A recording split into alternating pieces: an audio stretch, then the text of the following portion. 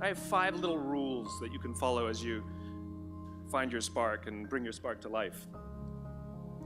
The first is to go after the things that you want. The rule is you can go after whatever you want. You just cannot deny anyone else to go after whatever they want. So the point is you don't have to wait in line. You don't have to do it the way everybody else has done it. You can do it your way. You can break the rules. You just can't get in the way of somebody else getting what they want. That's rule number 1. Rule number 2. I like this one. In the 18th century, there was something that spread across Europe and eventually made its way to America called puerperal fever, also known as the Black Death of childbed. Basically what was happening is women were giving birth and they would die within 48 hours after giving birth. This Black Death of childbirth was the ravage of Europe, and it got worse and worse and worse over the course of over a century. In some hospitals, it was as high as 70% of women who gave birth who would die as a result of giving birth. But this was the Renaissance. This was the time of empirical data and science, and we had thrown away things like tradition and mysticism. These were men of science, these were doctors. And these doctors and men of science wanted to study and try and find the reason for this Black Death of childbed, and so they got to work studying, and they would study the corpses of the women who had died. And in the morning they would conduct autopsies, and then in the afternoon they would go and deliver babies and finish their rounds. And it wasn't until somewhere in the mid-1800s that Dr. Oliver Wendell Holmes, father of Supreme Court Justice Oliver Wendell Holmes, realized that all of these doctors who were conducting autopsies in the morning weren't washing their hands before they delivered babies in the afternoon. And he pointed it out and said, "Guys, you're the problem." And they ignored him and called him crazy for 30 years. Until finally somebody realized that if they simply washed their hands, it would go away. And that's exactly what happened. When they started sterilizing their instruments and washing their hands, the Black Death of childbed disappeared. My point is, the lesson here is, sometimes you're the problem. We've seen this happen all too recently with our new men of science and empirical studiers, and these men of finance who are smarter than the rest of us until the thing collapsed. And they blamed everything else except themselves. And my point is take accountability for your actions. You can take all the credit in the world for the things that you do right, as long as you also take responsibility for the things you do wrong. It must be a balanced equation. You don't get it one way and not the other. You get to take credit when you also take accountability. That's lesson 2. Lesson 3, take care of each other.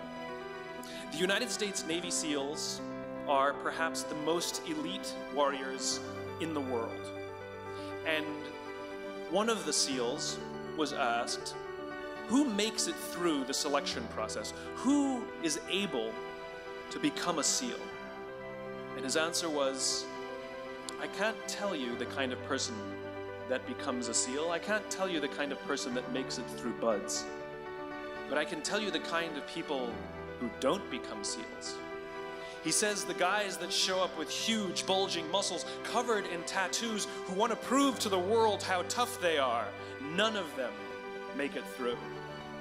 He said the preening leaders who like to delegate all their responsibility and never do anything themselves, none of them make it through. He said the star college athletes who've never really been tested to the core of their being, none of them make it through. He says some of the guys that make it through are skinny, scrawny. He said some of the guys that make it through, you will see them shivering out of fear. He says, however, all the guys that make it through, when they find themselves physically spent, emotionally spent. When they have nothing left to give physically or emotionally, somehow, some way, they are able to find the energy to dig down deep inside themselves, to find the energy to help the guy next to them. They become SEALs, he said. You want to be an elite warrior. It's not about how tough you are. It's not about how smart you are. It's not about how fast you are. If you want to be an elite warrior, you better get really, really good at helping the person to the left of you and helping the person to the right of you. Because that's how people advance in the world. The world is too dangerous and the world is too difficult for you to think that you can do these things alone. If you find your spark, I commend you. Now, who are you going to ask for help, and when are you going to accept help when it's offered? Learn that skill. Learn by practicing helping each other. It'll be the single most valuable thing you ever learn in your entire life. To accept help when it's offered and to ask for it when you know that you can't do it.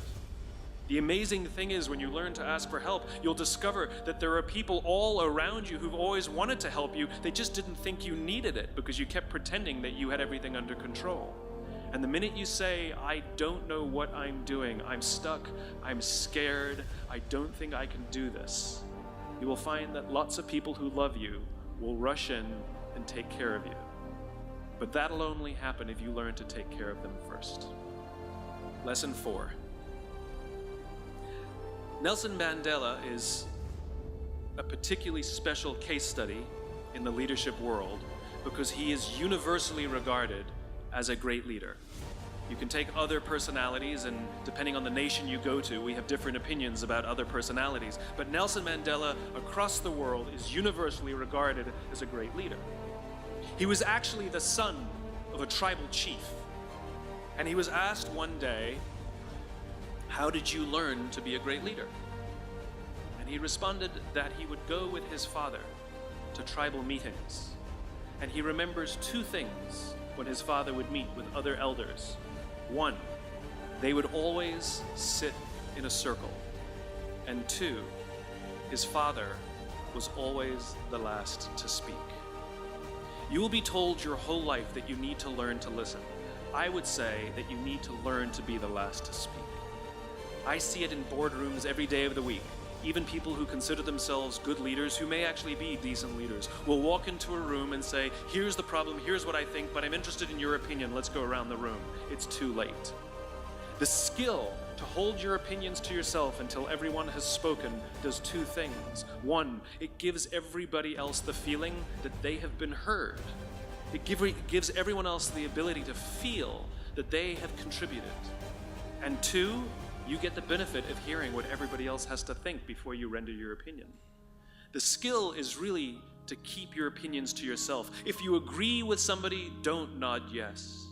If you disagree with somebody, don't nod no.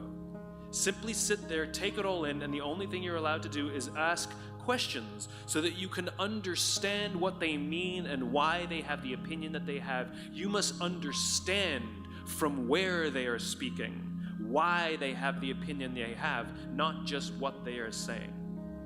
And at the end, you will get your turn. It sounds easy, it's not. Practice being the last to speak. That's what Nelson Mandela did. Number 5, my favorite one of all. True story. There was a former Undersecretary of Defense who was invited to give a speech at a large conference, about 1,000 people. And he was standing on the stage with his cup of coffee and a styrofoam cup, giving his prepared remarks with his PowerPoint behind him. And he took a sip of his coffee and he smiled and he looked down at the coffee. And then he went off script. And he said, last year I spoke at this exact same conference. Last year I was still the undersecretary. And when I spoke here last year, they flew me here business class. And when I arrived at the airport, there was somebody waiting for me to take me to my hotel. And they took me to my hotel and they had already checked me in and they just took me up to my room.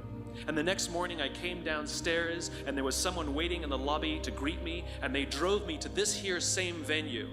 They took me through the back entrance and took me into the green room and handed me a cup of coffee in a beautiful ceramic cup. He says the lesson is, The ceramic cup was never meant for me. It was meant for the position I held. I deserve a styrofoam cup. Remember this.